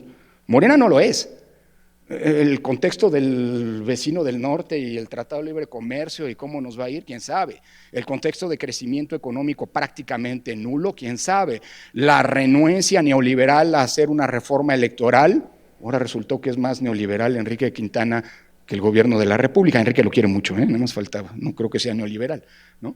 Pero pues más progresista en el sentido de que un economista que te dice hay que hacer reforma, ¿no? O sea, ¿qué quiero decir con esto?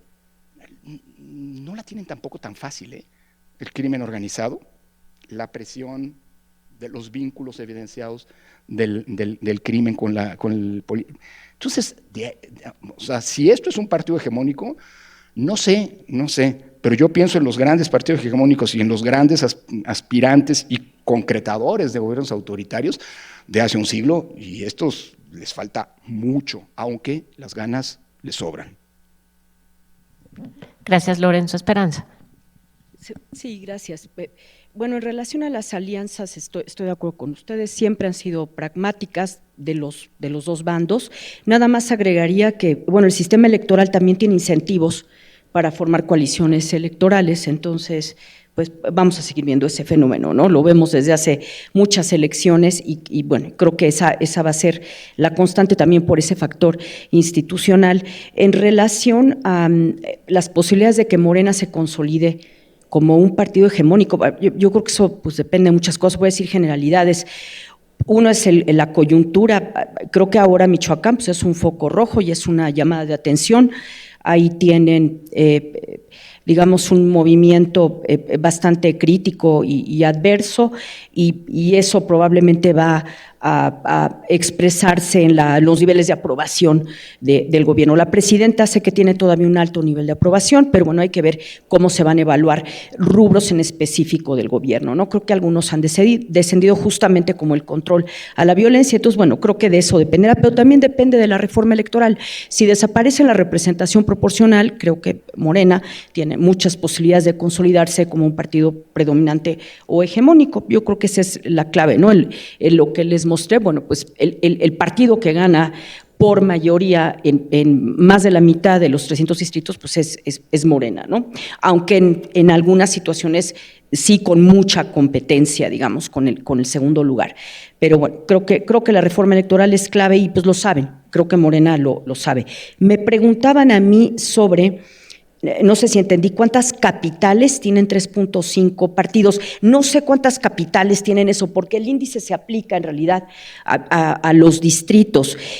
Yo lo que les puedo comentar así rápidamente es que los estados con más competencia pluralista, donde hay más partidos, según las elecciones del 2024, son Jalisco, Nuevo León, San Luis Potosí, Zacatecas, Colima también. Aparece con mucha competencia, o sea, con un número de partidos que van a más de 3 partidos efectivos, mientras que hay otros estados como Tabasco, Campeche, Guerrero y Veracruz que en 24 tenían formatos con menos de 3 partidos, ¿no? Entonces, eso es lo que yo podría responder en relación a esto. Y bueno, eso es todo. Muchas gracias. Sergio. Sí, gracias. A ver, son muchas preguntas, todas muy interesantes, y algunas fueron abordadas, pero voy a tocar solo algunos puntos que me parece que son importantes. La pregunta sobre las alianzas, ¿no? Me parece que hay algo que es fundamental en el mundo de hoy, en realidad, para entender por qué suceden las alianzas entre partidos políticos. Lo que está sucediendo en México no es exclusivo del caso mexicano, ¿no? Los partidos políticos en México y en muchos otros países del mundo se han estado debilitando a través del tiempo, ¿no? Y tenemos un caso al ladito, ¿no? El caso de Estados Unidos. Hoy en día es un caso muy emblemático de lo que es el perder esa institucionalización de los partidos, ¿no? La crisis en la que están entrando los partidos políticos. Entonces,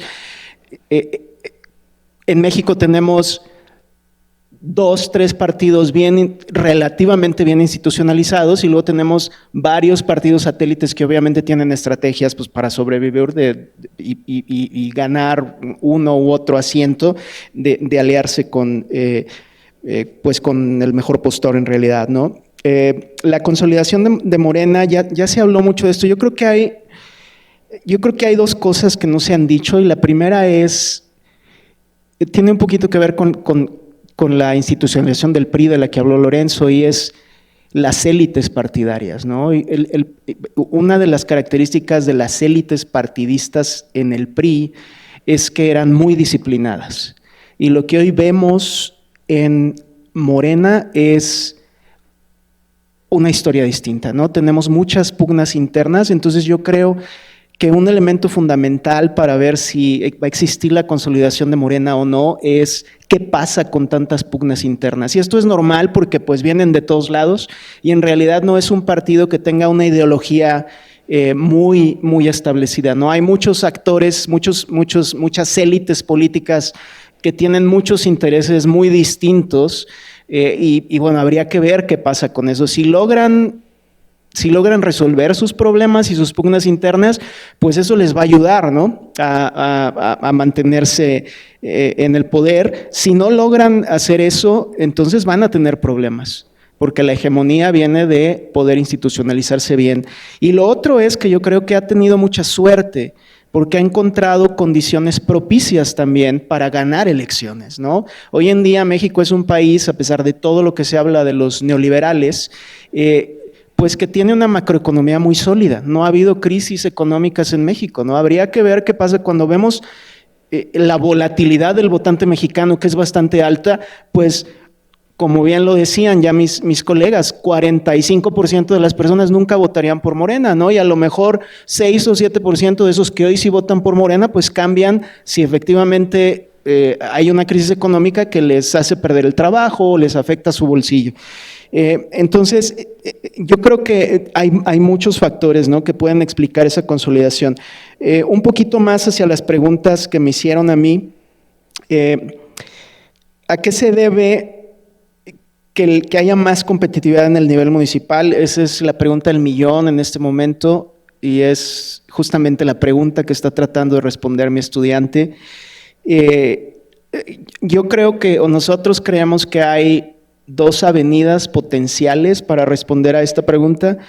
Y lo primero es que, antes de pasar a estos factores, hay mucha variación también a nivel municipal, ¿no? No digamos que no es que todas las elecciones municipales sean más competitivas que las nacionales, sino que hay mucha variación. Hay municipios que son muy competitivos, hay otros que no son competitivos para nada.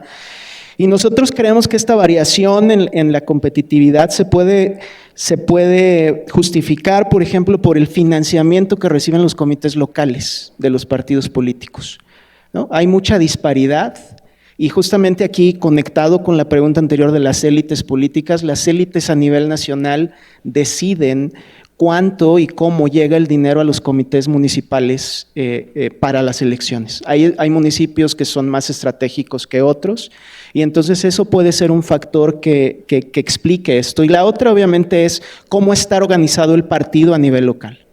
Tiene un comité local, tienen brokers en las secciones electorales que van y hablan con la gente, hacen asambleas con la gente, pero de nuevo es un poco complicado, no hay absolutamente nada sobre esto en México, por eso creo que esta pregunta de investigación es bien interesante y puede resultar en respuestas que arrojen conocimientos ricos, no nada más teóricos, sino también empíricos y prácticos para el caso mexicano.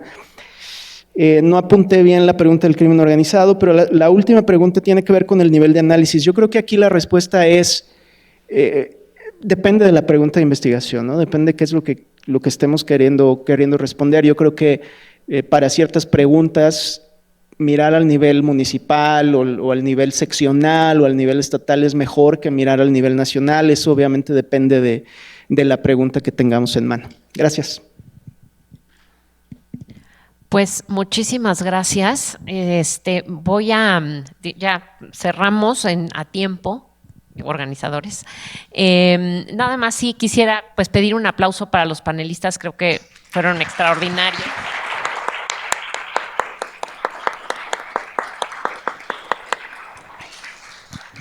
Y bueno, pues invitarlos, todavía queda una mesa más, en media hora, hay un descansito de media hora y luego pues un último panel sobre política exterior.